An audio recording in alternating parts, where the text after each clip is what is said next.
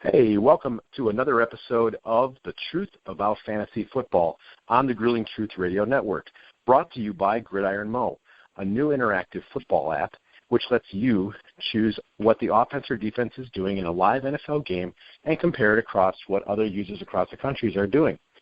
Check it out on gridironmo.com or also on thegruelingtruth.net. So I am your host for the Fantasy Football Show, Matt Andruscavage.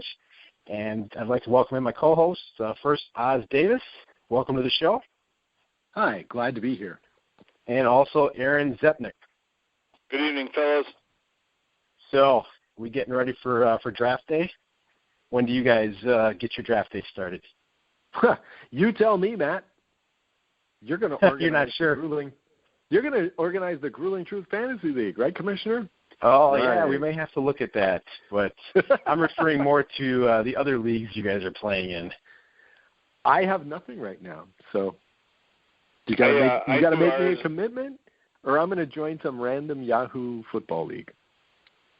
We do ours on Labor Day every year. Well, around Labor Day? Right on Labor Day every year. Oh, okay.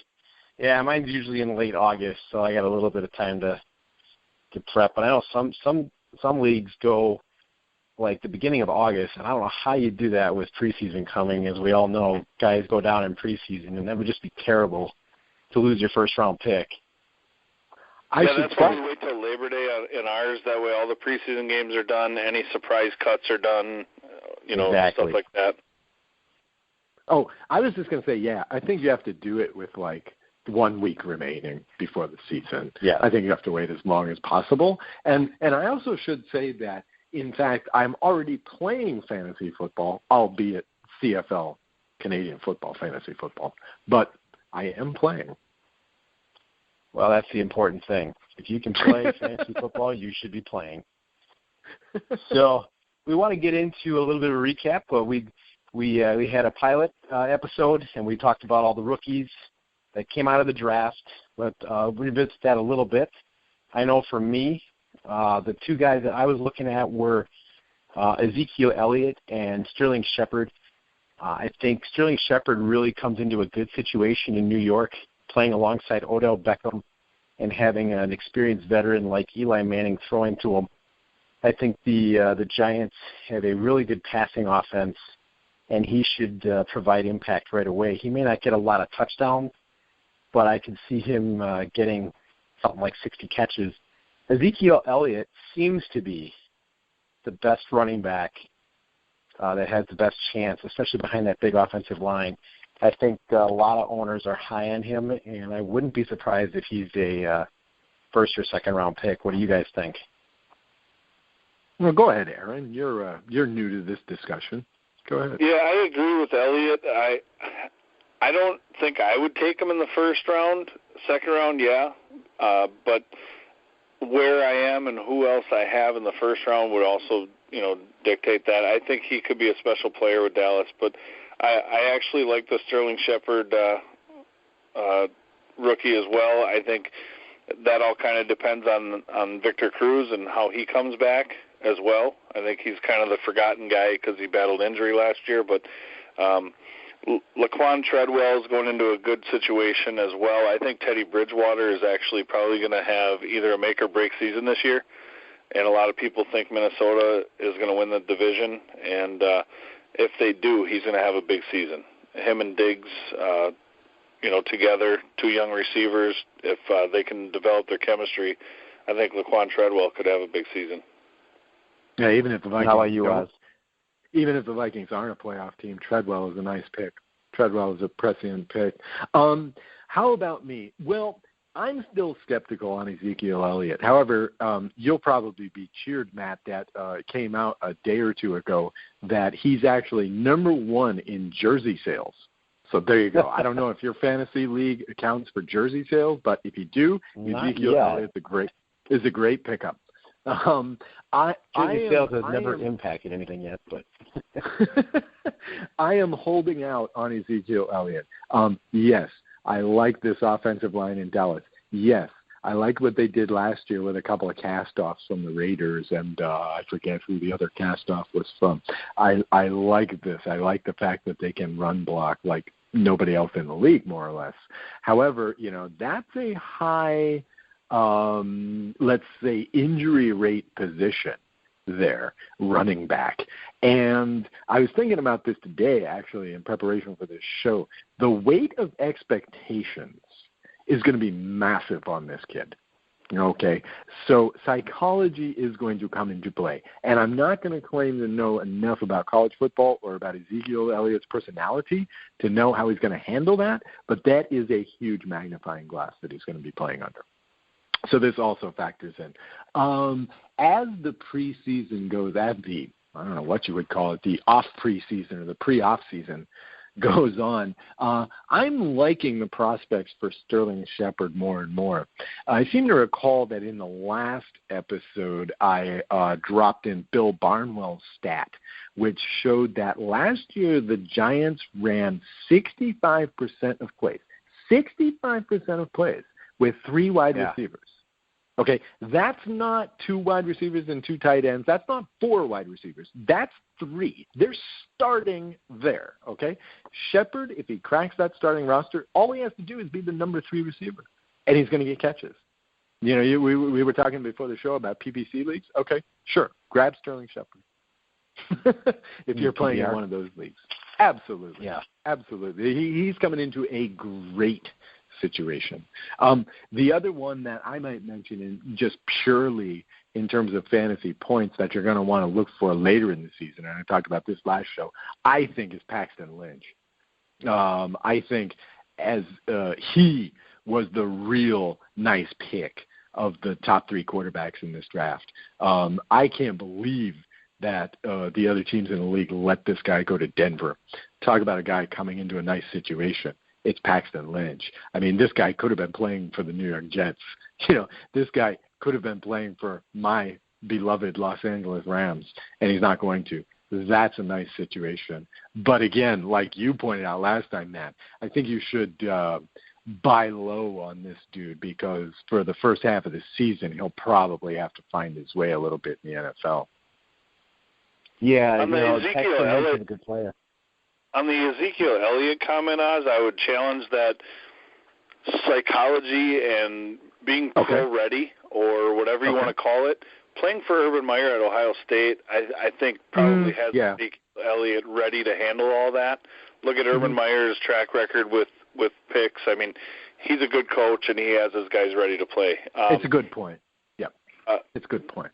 The other rookies that I wanted to really talk about were I've heard now with the OTAs and the rookie mini camps, I've heard that Carson Wentz looks really good in Philly, and he's probably going to be their starter. I mean, I don't know if he'd get beat out, but the other guy that I think has a pretty good situation is the Henry, the running back from the Titans. I mean, DeMarco Murray's there now, but he kind of fell on his face in Philly, and I don't think that Malarkey will be too hesitant to run with Henry at all.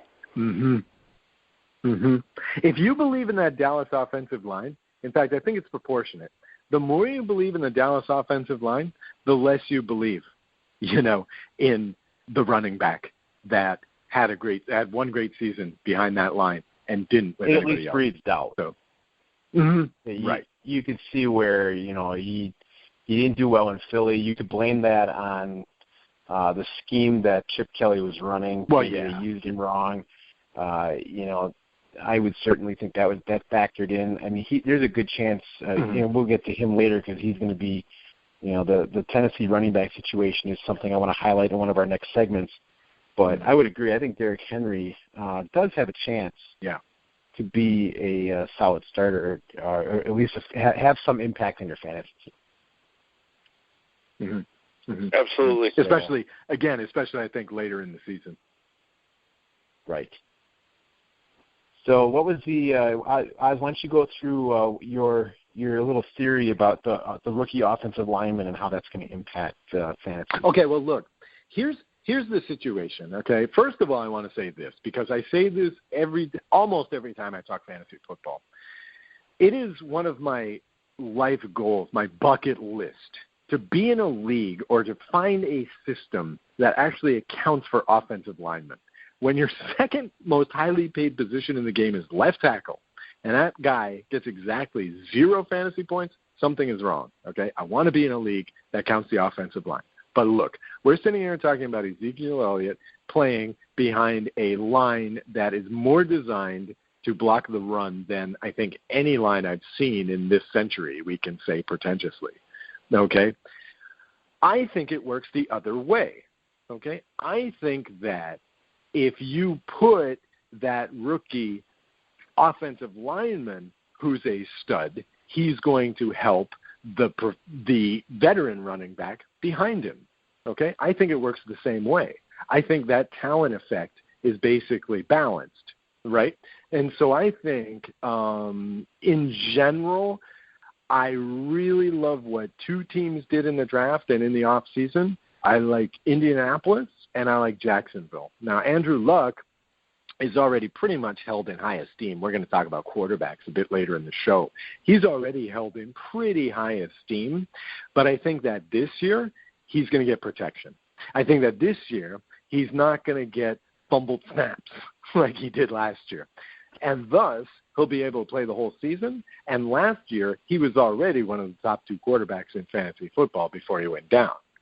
So having the kind of draft and having the kind of offseason that the Colts had, I think is going to have an impact on the entire Indianapolis offense and their, so-called skill players there, their fantasy players there.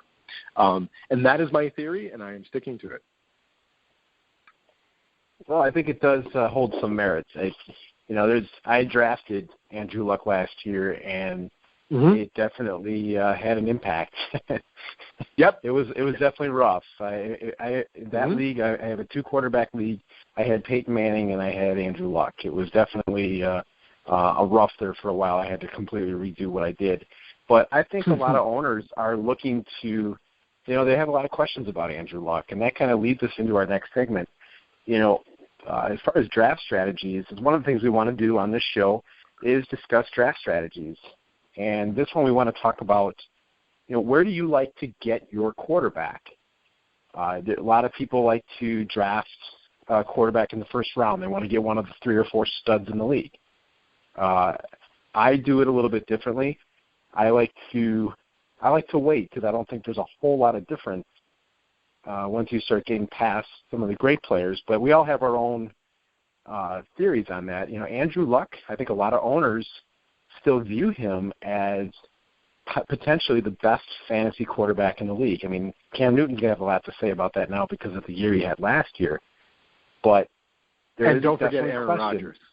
Aaron Rodgers, of course, I think, is also in this discussion. But, Andrew Luck does get probably a little bit more yardage on the ground. He's to me, he was the number 1 quarterback in fantasy going into last season. And obviously that didn't work out very well. I think owners are a little bit they have some questions about what's going to happen with him, and I think drafting Ryan Clark at center is going to help that. So where do you guys like to draft your quarterbacks typically, and why? If I could go on this one, I actually wait till probably the 5th, 6th, 7th, 8th round sometimes.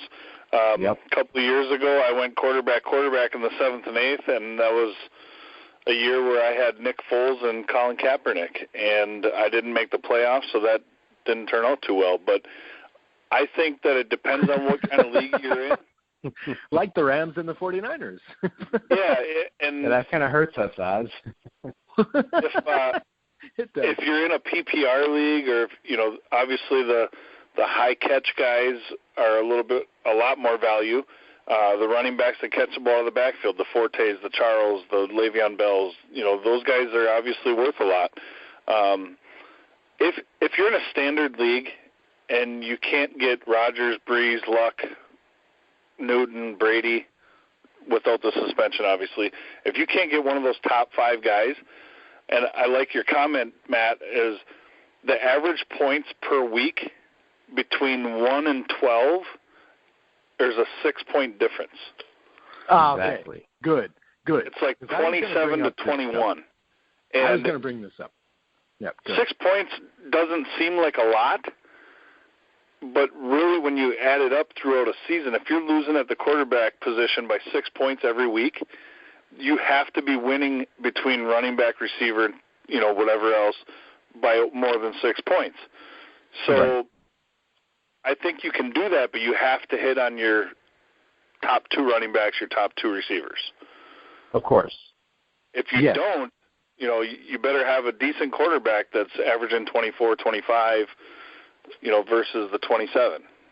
Mm-hmm. So Now in a PPR league, then typically, I have not played in a non-PPR league in a while. So at this point, I'm only talking in the PPR standpoint. I like to load up on running backs because there's Really? such a In a drop-off. PPR? Yes, because you get points per reception, you get the rushing yardage, you get touchdowns. The running back can score 2 different ways, and you can catch and run. In some leagues, you get points per rush attempts too. So a guy like Adrian Peterson, LaShawn McCoy, Le'Veon Bell, those guys are just gold because once you get past like the top 10, there is such a drop off for production. And if you get stuck, if you try to get a quarterback and you only get maybe one decent running back, like maybe the 12th best guy, your drop off is so big. It's hard to recover from that. What absolutely, I find you could be dropping 20 to 30 points just in the running back position every week. Exactly, it's huge. It's just from 1 so to 12 big. though. From 1 to 12, you're going to drop 20 points. In a lot of leagues, after 12. And running backs is a little different because in a PPR league, if you have the guys like Matt Forte even or some guys that catch the ball out of the backfield, Adrian Peterson doesn't catch the ball out of the backfield a whole lot. No. And last year I had AP, and they took him out in goal line situations quite a bit, put in Matt Andruscavage and Jerick McKinnon, and that screwed me really. So I'm not a big AP fan as far as in a PPR even because he doesn't catch that many balls out of the backfield anymore, or actually ever. Right.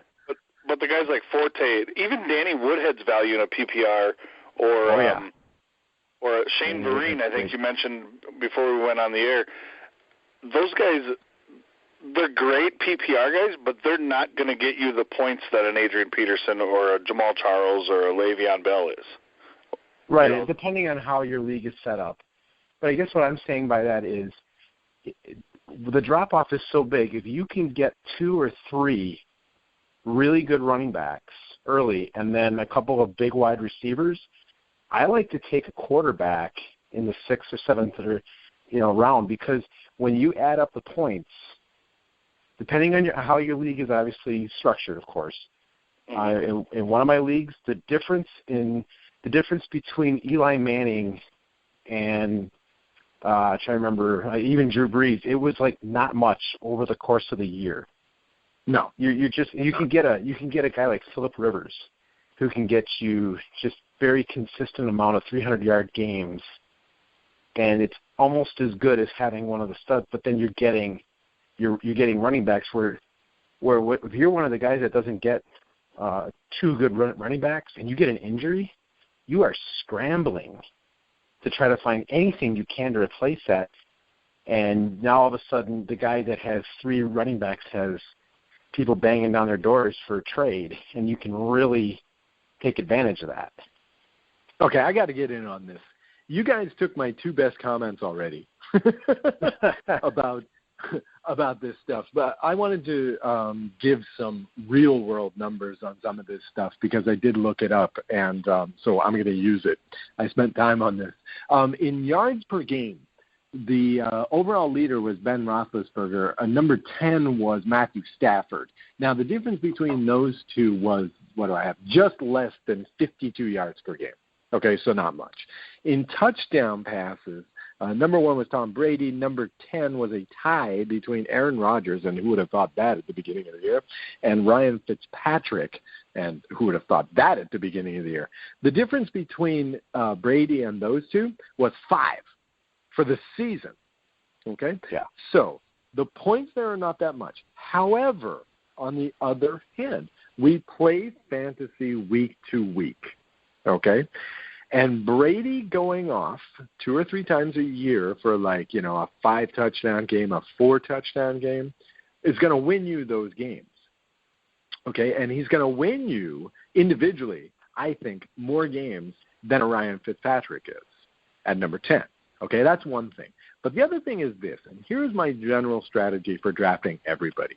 You have to adapt to the league, okay, for sure. But here's the thing, and I cribbed this from, it might have been Matthew Berry, but it's somebody over there at ESPN. Here's the thing. If you can get one of the top, 1 or 2 or 3 players, grab them. If you can't, put that position off for a few more rounds, okay? The most extreme example of this, of course, is tight end, right?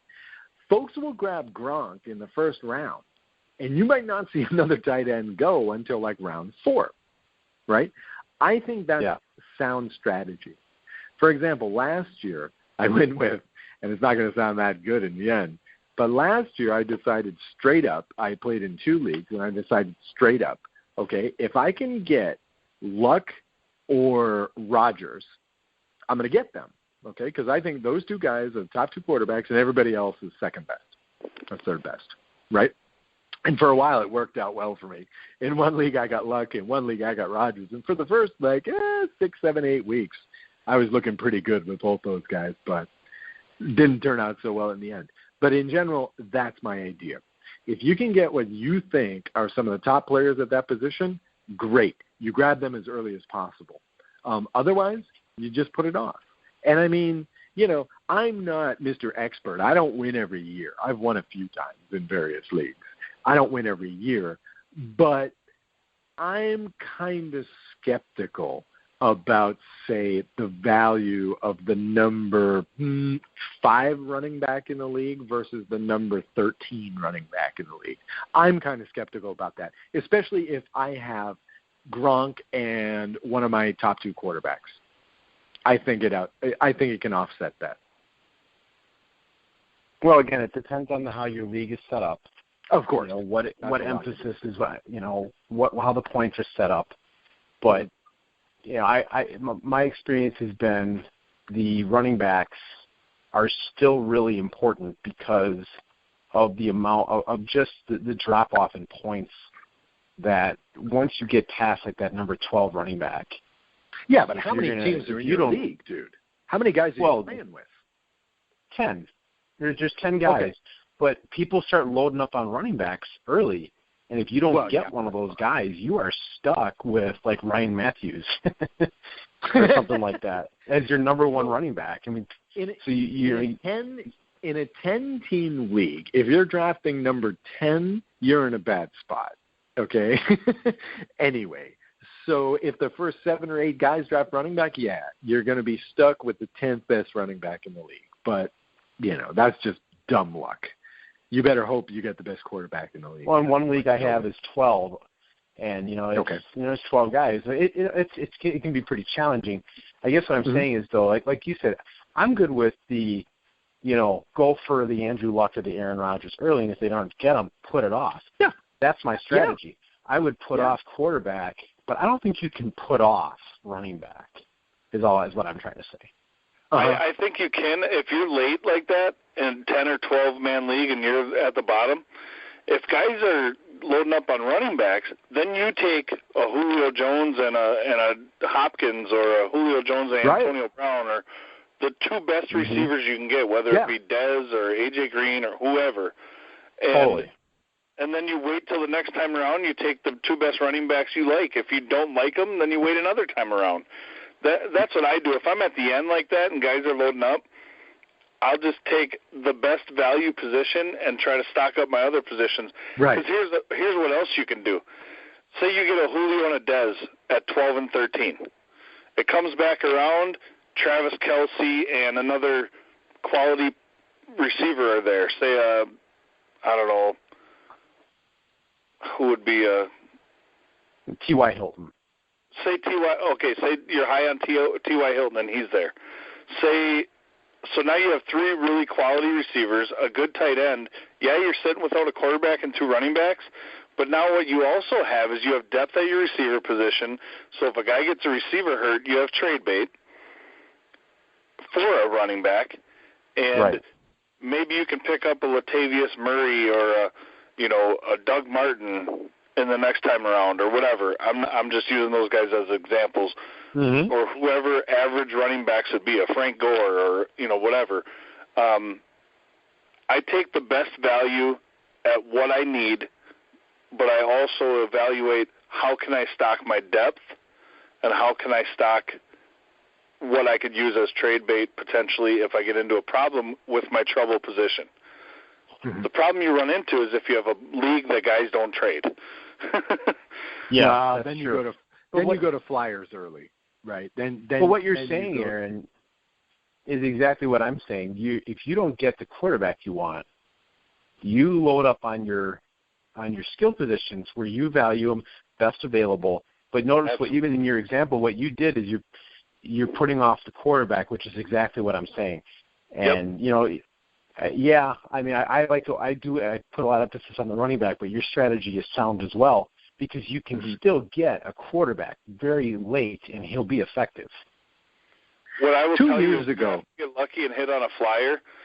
If you're going to draft, say, a young guy, say you drafted this Henry in the 4th round, or whatever, you have to either hit on a flyer, or you have to get lucky on the waiver wire and pick up a guy. Like Peyton Hillis years ago was a guy I picked up on the waiver wire. Actually, he won me the league. He actually had a really good year. Too. Yeah, and I ended up having to trade him because I had quarterback problem where I had last year. I had Cutler and Romo both get hurt, and then I picked up Big Ben somehow, and he got hurt. So it's all a matter of luck too. But if you guys had to pick right now, and you're in a PPR league or not, it doesn't matter. If you had to pick right now and you have the number 1 pick, who's your number 1 pick? Wow. That's what I wanted to know. For me, it's really hard for me to not take Le'Veon Bell. Yeah. I really like Le'Veon Bell. Yeah. I think when he's healthy, he's the best running back in the league. Yeah. He catches passes, and in my dynasty league, I've got him and Antonio Brown. I just cannot wait till the league starts. But Le'Veon Bell to me is the number 1 prospect, but I think an argument can be made for a couple other guys as well. But I'm big on Le'Veon Bell. Le'Veon Bell is my guy with an asterisk. I want to see if there's any negative reports in the preseason. But, I'd go Le'Veon at number 1 if he's healthy. Okay. How about you? Would you guys be surprised for me to tell you? Do you know who the top running back was last year as far as fantasy points? Oh, damn, I used to know this. Oh, what is it? I'm going to kick myself. Do you know that? Devonta Freeman? Yes, sir. You know how many catches Devonta Freeman had? 73 for almost 600 yards. Mm-hmm. Yeah. He's a Le'Veon Bell in the making is what he is, in my opinion. Right. I think he's a top 5 pick this year, and I don't think a lot of people are real high on him. So people that are out there listening, Devonta Freeman, when you win your league, I'll take like 10%. Well, see, that's interesting because I just read today that they're going to try to I forgot their name of their rookie that they drafted last year. Tevin Coleman. I knew it was Tevin. I couldn't remember the last name. Tevin Coleman. I guess they really want to get him more involved in the offense. So I'm not sure about Devonta Freeman. I'd like to think that he will do again this year what he did last year, but I'm really not sure on him. I personally would not draft him in the top 5. Fair enough. I just don't think Coleman stayed healthy last year, and if he runs into any dings and bruises, if he's banged up, Freeman's going to take that job and run with it again. And I don't see how you could demote a guy that had, 1,000 yards, 11 touchdowns rushing, and then 73 catches for 578 yards and 3 more through the air. So 14 touchdowns and, almost 1,700 all-purpose yards. I think Devontae Freeman's kind of proven that he won that job. And they're both rookies last year. But the other surprising guy to me last year was Doug Martin. No doubt. He was definitely the fantasy comeback player of the year. Yeah, exactly. Comeback player of the year. Yep. I would totally agree with that. They're just talking about Charles Sims. They want to work him into it, and, owners aren't sure if they're going to kind of do a running back by committee. But I think if Doug Martin's the guy and he's healthy, there's every reason to believe he's going to have a similar season this year. I would be looking at Doug Martin. If you can get him a little bit later, I probably wouldn't get him to maybe the 3rd round, but if you can get him, if he's there, I'd grab him. Yeah, that's a very good call. 3rd round sounds right. Yeah. Yep. Sorry, I got off topic. I was just curious who your first round, who your first pick was. No, that's a good question. It's a great question. It's too early to be thinking about it, but it's a great question. Well, as we move into our next section about, this is kind of what your question is kind of related to the next segment about, what are the battles that you're looking at in training camp that are going to kind of influence as you start to make your plans and your strategies for the draft? What battles are you looking at that are going to determine where some of your guys are going to land? I've got a couple, but I'll let you guys go first. Go ahead, Oz. Oh, okay. All right, I'll take it. All right. Number one, let's say, camp situation to watch, in my estimation, is this. Cincinnati Bengals wide receiver. Who's going to be the number 2 guy after A.J. Green? Okay. Let's see. Okay, so what do we know? Marvin Jones and Mohamed Sanu are out, right? They left in free agency. They brought in Brandon LaFell and Tyler Boyd, right? Not Tyler Eifert, who will also be around. However, he's still recovering from injury. So I'm thinking that in the first 3 weeks, that number 2 receiver is going to see some catches, some yardage, etc., that a lot of folks are not going to be expecting. I just want to know who it's going to be. It's funny because the local media out there apparently is pumping this dude, Jake Kumaro, who is he's this dude who kind of looks like, I don't know, he's kind of like a hippie figure. He's got the long hair, he's got the mustache, he's got the beard and everything, and he's this total laid-back guy. It's hard to believe he's not Canadian. It's that kind of guy. A combination between Jesus and the brothers in Slapshot. He looks like that. And but apparently, undrafted guy, but apparently, they're hyping this guy up because in the mini camps and in the stuff that the journalists were allowed to cover, he literally did not drop a single ball. And so they're pumping this guy up. But in any case, whoever, when the dust settles and we're ready to start the season, whoever is the number 2 guy in Cincinnati is going to be a great under-the-radar pick, I think. Yeah, it very well could be. I mean, Brandon LaFell is the guy with experience. Tyler Boyd, obviously, we don't know what's going on there, but yeah, the training camp and the preseason will tell. How about you, Aaron? Seems to have the inside track, but he's coming out of the Patriots, and we know what happens in general with guys who come out of the Patriots. Somehow that Belichick system makes them look better than they are a lot of the time. Not all the time, but a lot of the time. So, that's what makes you squeamish on saying LaFell right now, is this, how good is he going to be outside of that system? I'd like to see if I'm right on this one. I don't think LaFell is going to win that job. I actually think a different Brandon will win the job that played with New England, Brandon Tate. I think he'll end up being the number 2 receiver there. That's just my opinion. That'll be interesting. Ooh, good call. Yeah. Okay, I kind of like that. You got another battle that you're looking at, Aaron? The biggest ones are obviously the quarterback battles. What's going to happen with Denver? What's going to happen in Philly?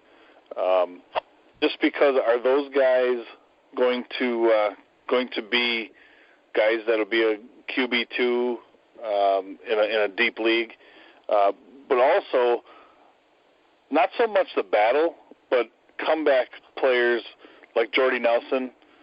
Yeah. How much of an impact is he going to have on the receiving corps for the Packers? Right.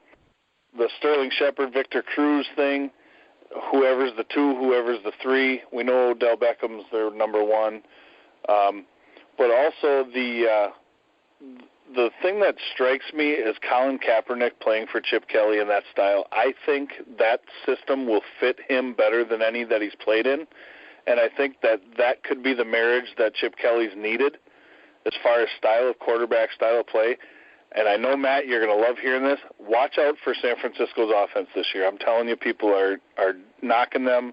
I've heard nothing but things on the radio about how they're definitely a 3-13 or a 4-12 team. I disagree. I think they're going to make some noise. Do I think they go to the playoffs and win the division? Probably not. They're probably a 7-9 or an 8-8 team, but I think Kaepernick's going to have a comeback year. I think the same thing. I'm thinking close to 500. I think the offense, as long as the offensive line holds up, which they did make improvements there, especially at guard. They're going to get their center back this year who's really good. Daniel Kilgore was very good before he went down. The only question is at right tackle. They got 3 guys out there. If they hit on one of those guys, and they've got a good offensive line this year, they do have guys out there, and that's one of the battles I was going to mention, not right away, but since you brought them up, I would really watch the tight end battle. Vance McDonald and Garrett Selleck. These are going to be 2 guys from your fantasy league that whoever the starter is going to get a lot of balls. Just going to get points, yeah.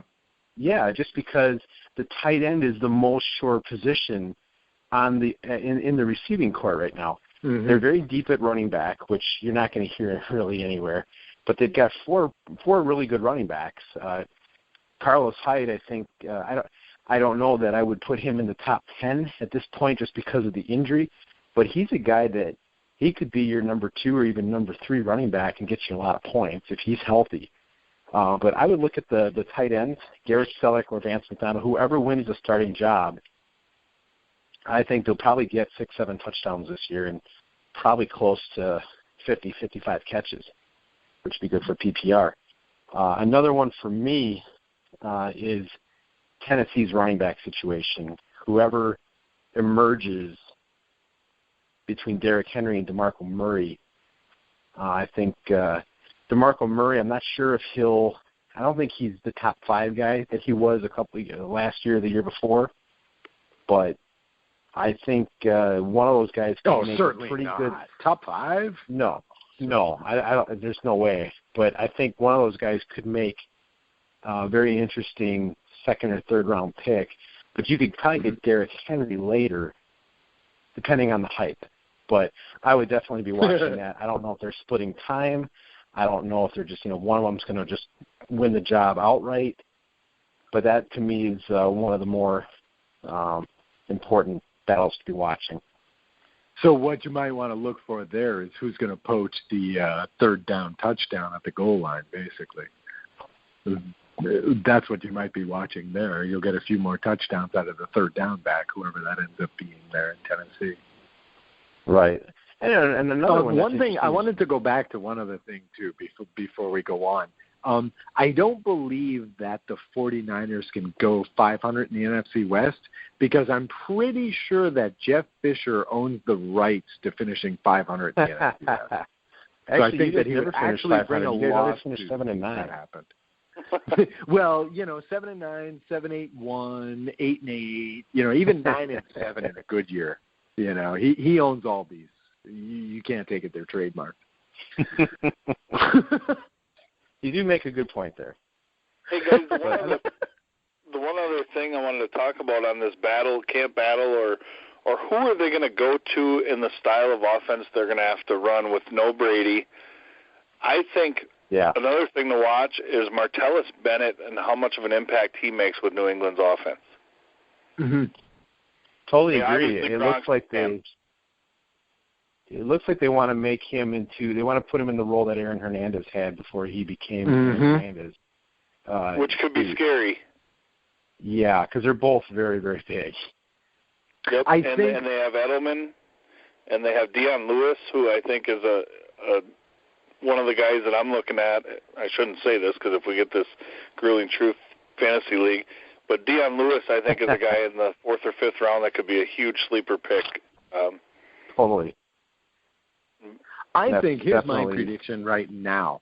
Across the country, I think Tom Brady is going to go way too low, and I think that Jimmy Garoppolo is going to go disproportionately high. Because I think what's going to happen is folks are going to be waiting and see that Brady is still available in like 7th round and take him there.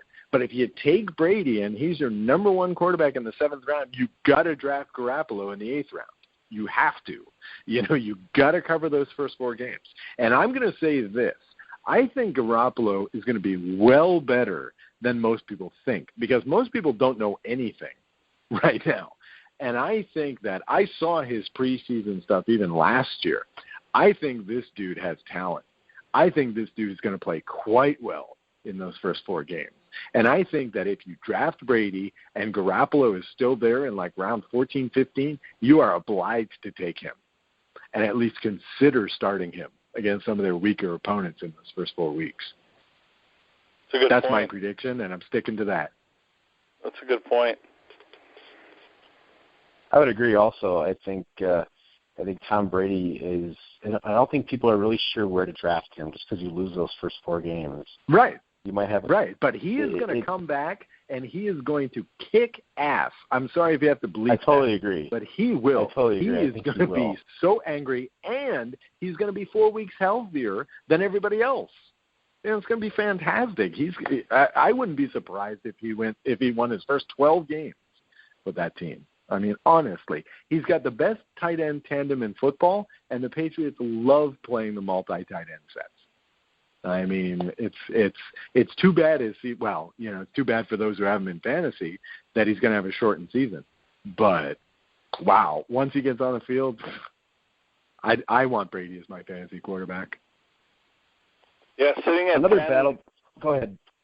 Sitting at 10 in my other league, if I can get a nice, top tier wide receiver, I like Julio Jones a lot, and if someone falls to me at running back, I love the prospect of taking, say I get Julio Jones and a Des Bryant or AJ Green, which is very possible, or even a Julio Jones and a Gronk, and then coming back the next time taking a Jeremy Hill and another middle of the road running back. And then Tom Brady's there in the 5th round. Well, now I have that Gronk-Brady hookup, which everyone loves to have a hookup in our league. I don't know if they'd allow that to happen, but I hope none of the guys in our league listen to this. But yeah, that is a very, very dangerous thought with Brady coming back with something, a vengeance to kind of stick it to the NFL, so to speak. I think that's a very very likely scenario that you're throwing out there, Oz. No doubt. Oh, yeah. I think people are not sure what to do, but like you said, if you load up on skill players and he's sitting out there, right? Why not take a chance and just figure out you just figure something else those first 4 games? Right. This is going to be 8 years, 9 years. This is going to be a great game of chicken, especially for those drafting late in the first round, is to see how long Brady lasts. And in the meantime, to build up your team with all those other players that you want.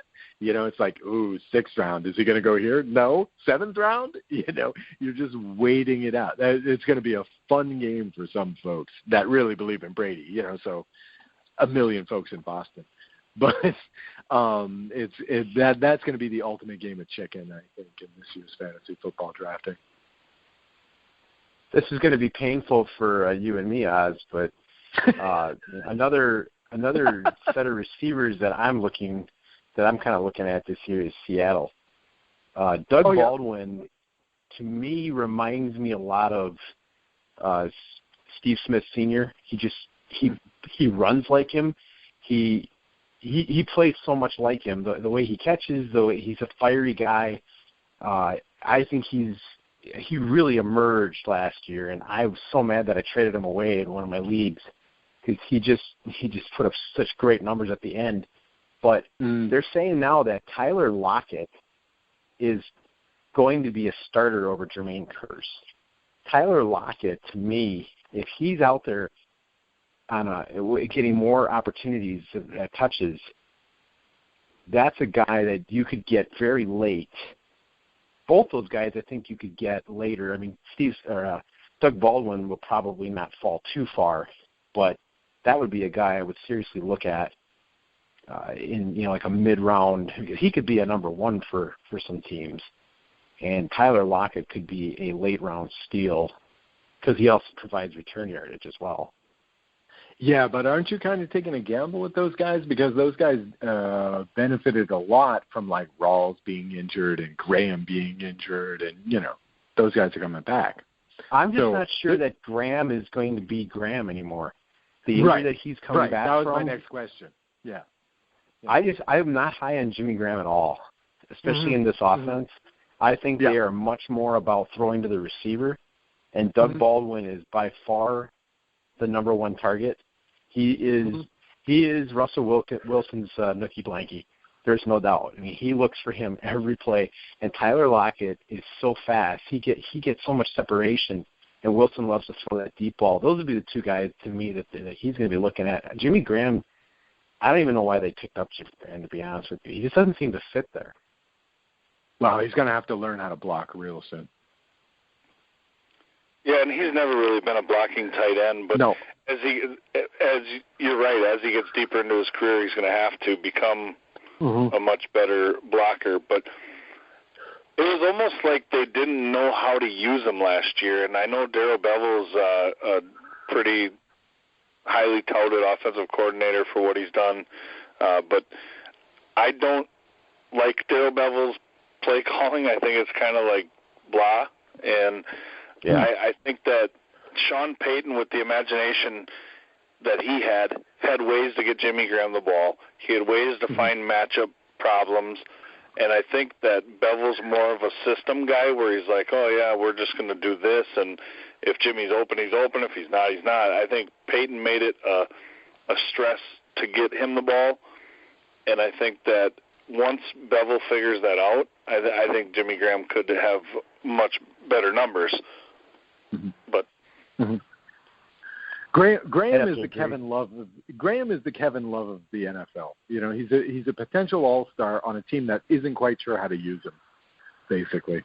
And if they figure it out, I mean, he's going to get the stats. But I get the suspicion that they're going to call on him to do a lot of blocking, and we'll see how successful he is at that.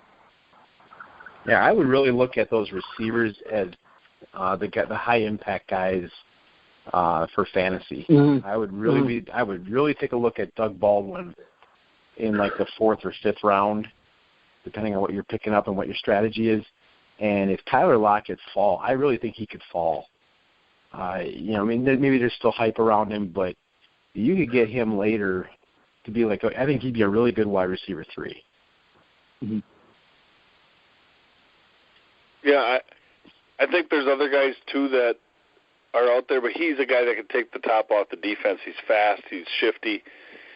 He kind of reminds me of who's the guy that played for the Kansas City Chiefs? Dante Hall. Yeah, Dante Hall. He reminds me of him, where he can just make big plays and he can take the top off the defense. And I think that if you have special teams as part of your, like you said before, you get the return yardage. I think he's probably one of the best, if not the best, returner in the game right now. Probably is. So that would be a huge upside. But I don't know. I'd stay away from Seattle receivers in general, even when they had like Golden Tate. And I'm just not a big fan. Yeah, I mean, there's definitely something to be said for that. I mean, the first half of the season, Seattle, they didn't have much out there at all. But then all of a sudden, the second half of the season was ridiculous. Yeah, I just don't think Jimmy Graham is going to be a big factor. I think he's going to be looking at Doug Baldwin would be the one guy for sure you got to look at. Yeah. But but Tyler Lockett could be a guy that ends up being pretty good. But I would really look at Doug Baldwin. I think he's going to have another good season. Mm-hmm. He's one of the guys that I tend to stay away from. And, I'd take a guy like Kelvin Benjamin or Jarvis Landry, guys like that. I'd take them over. Even that, another guy that I think is on the rise that is going to have a big year is that Devin Funchess. If you noticed towards the end of the year, Cam started going to him a lot more in Carolina. And I think I think Funchess could be one of those sleeper picks, 11th, 12th round wide receiver 4 that turns out to be like a wide receiver 2.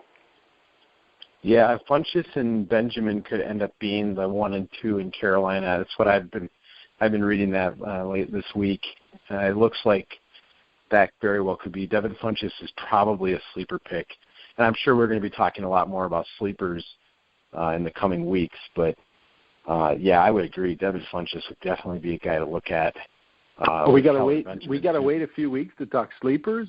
I got the in the ultimate, coming weeks, like I've got even the next ultimate week. sleeper for you right now. I've got the ultimate sleeper for you. Okay, I know that there's a little bit of homerism involved here. Okay, but I was going to say it's got to be a Ram. Yeah, Pharaoh Cooper.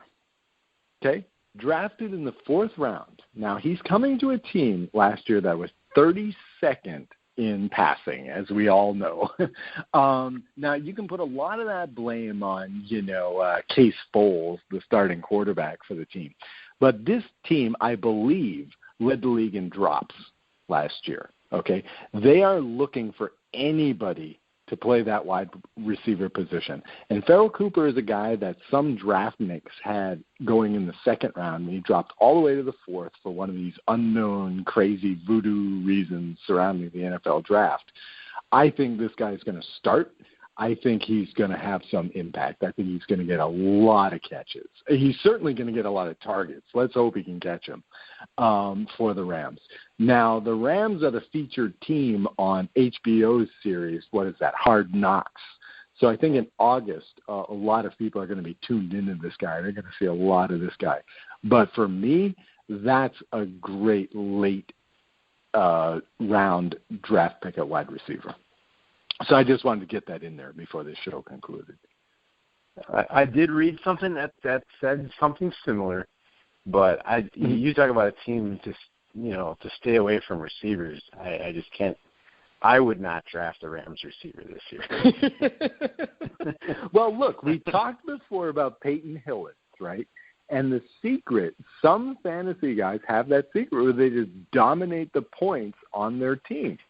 And with the Rams receiving corps being so poor, a guy like Pharaoh Cooper is going to step in there if he wants to and take over. I'm not saying he's not going to be a number 1 receiver on your fantasy team or anything like that.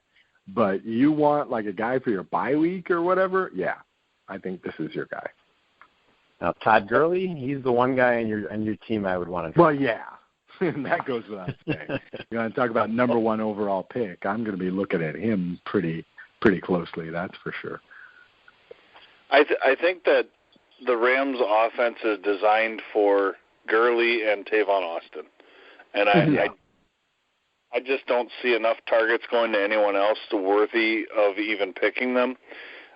Kenny Britt's a big guy. He's a red zone target. He's kind of been down ever since he had a really good year in Tennessee years ago, but and Brian Quick's another guy that just kind of never materialized that people were high on earlier on. I agree with Matt though. I'd stay away from drafting anyone other than Gurley or Greg the Leg. Greg the Leg. Greg is my perennial kicker in fantasy just because he can make a 70-yarder. He's done it in practice. Yeah. That's true. That's very true. Yeah, for that important kicker position, yes, we got to get in tips for that for sure. Well, does anybody else have another sleeper they like to go through or another camp battle they're watching? Not really. I think we kind of touched on all the ones that I can think of. The only other thing, the only other stuff I got is about the Kansas City defense. I'm really waiting to see what happens there. But defense, again, is not one of your most important positions in fantasy. However, right. I would say take a look at any Oakland Raiders skill players. I think that those guys are going to put up a lot of numbers this year against some of the weak defenses they're playing in that division, like San Diego and Kansas City. In general, I think those are great pickups. I took Amari Cooper very early last year, and I was very pleased with that selection. That boy is a stud. Yeah, he definitely is. Absolutely. Well, as we wrap up this week, we'll probably have another show next week and pretty regularly throughout the course of August as we get ready for these drafts. And then, of course, once the season starts, we'll be having a weekly show. So also make sure and listen to the baseball show that's coming up. We're going to have another boxing show. Oz, why don't you tell everybody what you're doing with CFL Weekly Show? Sure, yeah. Over at the Grueling Truth, I appear on 2 shows having to do with the CFL, while that awesome football league is going on right now. Check out the Rouge, White, and Blue podcast, usually posted to thegruelingtruth.net on Wednesdays. And also I participate in the CFL Pick'em show, which I believe is posted on Monday nights, but perhaps Tuesday at midnight, which features a lot of great guys. So I urge you both including to check them out. Hall of Famers for the CFL. And I urge everybody that's into football, while there's no NFL football, to check out the CFL. They often run the games on ESPN2. Many cable providers give you watchespn.com and or ESPN3.com, which you can watch the games live streaming on your computer. Very interesting stuff, fun stuff. A lot of guys from American colleges that you may remember. Excellent. So be sure to check that out. Also on Wednesday nights, we've got the Gridiron Mo Super Bowl Trivia Show featuring myself, Mike Goodpasture. And this past week, we had Oz and Joe Pritchard fight it out. So Joe talked some trash, and I believe Oz was able to redeem himself. So that was entertaining. So be sure to check that out on Wednesdays. I eked out the win over my fellow Rouge, White, and Blue CFL podcast co-host. I was very happy to redeem myself for my first shameful appearance on that show. You got to get on that show, Aaron. Can you he's been on it before. Certainly try that. Wednesday nights haven't been good for me because of football and stuff, and it's our practice night. We have playoffs coming up, so it's been tough on Wednesdays to get away, but I will certainly try. No, we'd love to have you back. It's a good time. So be sure to check all those shows out. Also watch on our website at thegruelingtruth.net, all the articles, baseball, boxing, CFL, NFL, fantasy football, all of that. We got you covered on thegruelingtruth.net.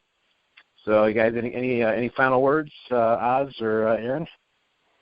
Thanks for having me on, guys. It was a blast. I look forward to the next show. Just let me know when it is, and I'll make sure I'm available. I, too, look forward to the next show. It was a pleasure talking to you guys. And remember, Pharaoh Cooper. I will. We'll be watching. So for Oz Davis, Aaron Zepnick, I'm Matt Andruscavage. You've been listening to The Truth About Fantasy Football on the Grueling Truth Radio Network, where the legends speak.